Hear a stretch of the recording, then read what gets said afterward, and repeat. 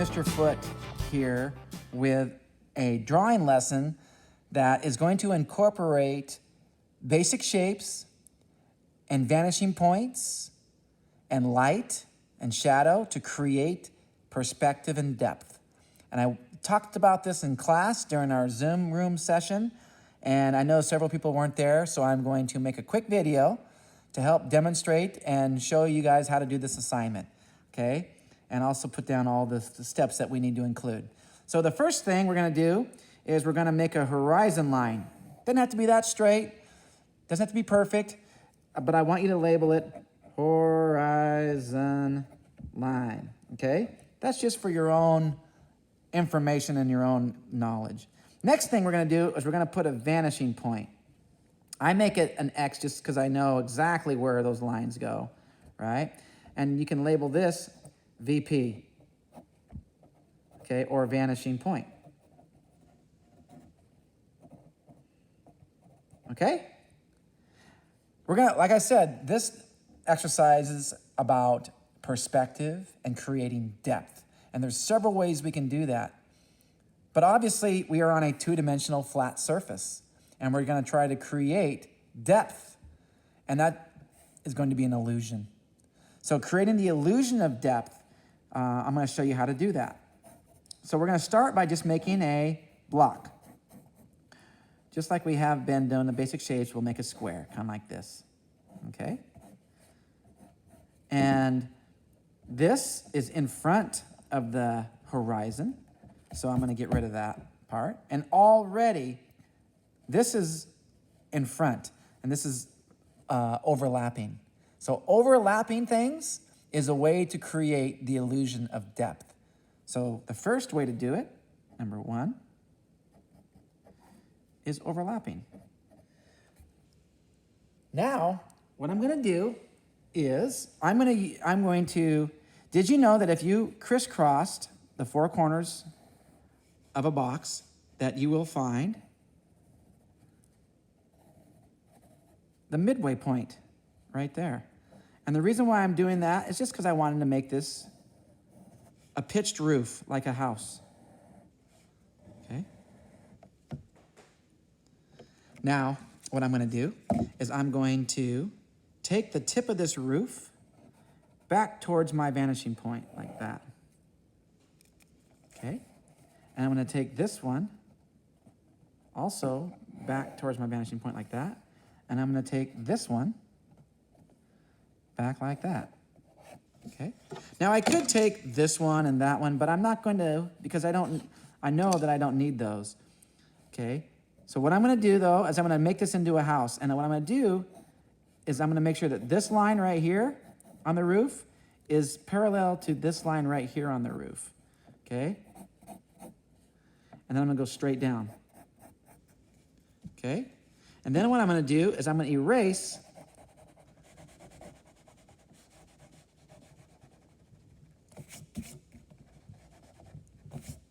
the lines that don't need to be there, right? These were just guiding lines to help me get my points down. But look, we now have a building in 3 dimensions. Left and right, up, down, and back and forth, okay? The next thing I want to show you is to create depth. We're going to use something called scale. Scale, okay? What's scale? Well, obviously, something far away is smaller, and then when it gets closer to you, it's bigger. Far away, and then bigger. So, if I had a rock right here, obviously, and a rock here, right? This rock is bigger than that rock. So it's going to appear closer, okay? But I'm also going to demonstrate another thing simultaneously. Objects that appear closer to the bottom of the page are going to automatically appear closer, okay? This is called the foreground, and this is called the background, okay? So let's call that, number 3, placement. So depending upon where you place things, you can create the illusion of depth, okay? Obviously, if I have a big, giant rock up here, it automatically looks like it's either a cloud way in the background or it's floating, okay? So because it's bigger and it's up high, it's going to need some other variables to create that illusion of depth, okay? But for right now, let's just focus on this right here, okay? There's going to be a fourth thing that will help create depth, and I'm going to call that light, okay? So in other words, you can use a light source. Let's just take and let's put like a light pole.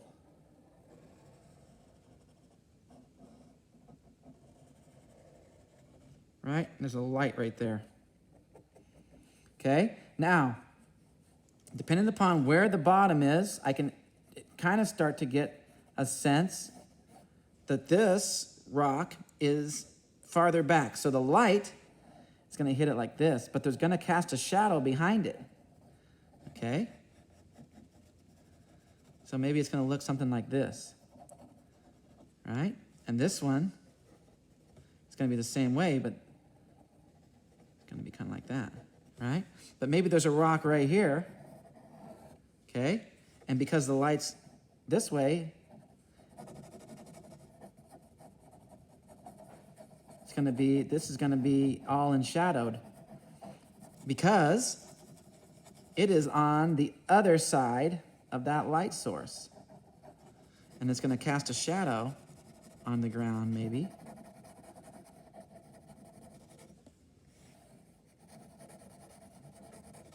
All right? It looks kind of like that. Okay? And the same goes for this building. Maybe, well, there's a shadow. So as you can see, light is really important to creating depth, okay? Right?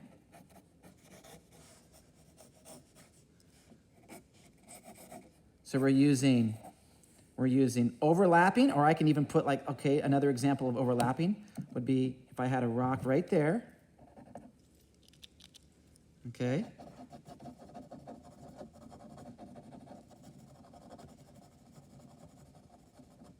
And that's pretty clear. It's pretty clear that this rock is in front, right? So I'm creating the illusion of depth by overlapping. I'm also creating the illusion of depth by placing it lower on the page.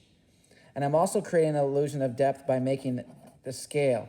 Now, granted, this is a smaller rock than this rock, but it's just one of the things you can use is scale. And one of the things you can use is light. You put these together, and you can create some extremely realistic illusions of depth. Okay? So you have a horizon line, a vanishing point, scale, placement, and light. Okay? There is another thing that we can do to create depth, and I'm just going to put in like a tiny mountain range back here. Okay? Okay? Just something like that. Okay? You guys all know that in the distance, things kind of blur out and get fuzzy, right? If you look in the mountains and the hills, right, you don't necessarily see all the details. As things get closer, right, there's more details. Okay?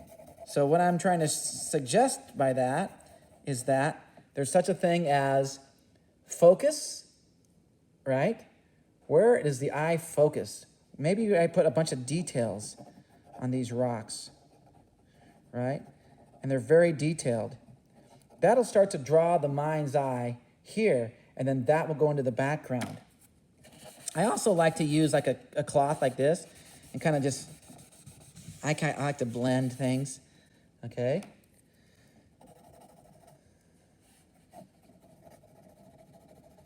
So shading really helps create this depth right here, right? I'm making it look like there's...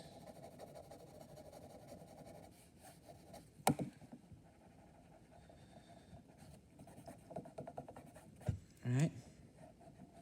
Okay. I also use, I've talked about this before, and I'm kind of going fast here, but I'm talking about line density or weight.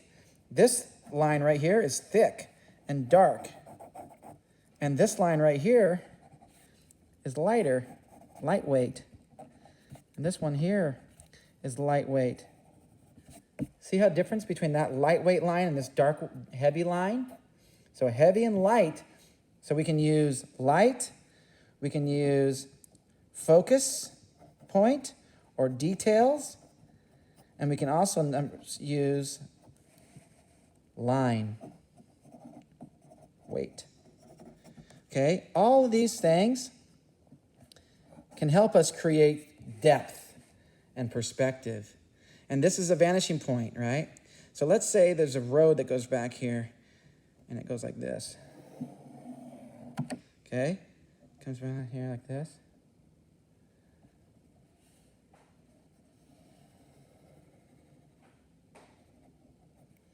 Right? And maybe there's some hills back here.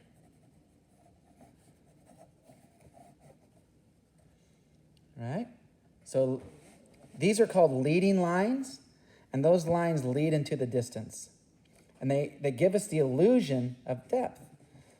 So what I want you guys to do with your assignment is I want you to try and include overlapping, scale, placement, light, focus and detail, and line weight to create just a drawing, okay,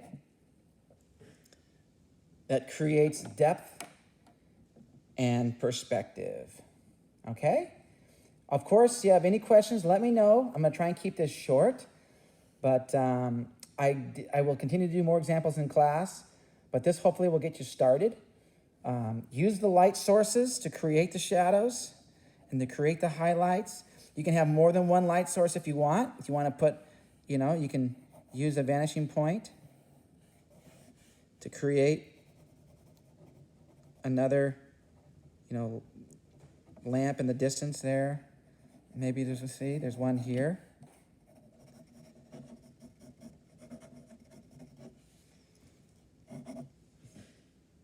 Right? Play with it, have some fun, and let me know how I can help. Thank you.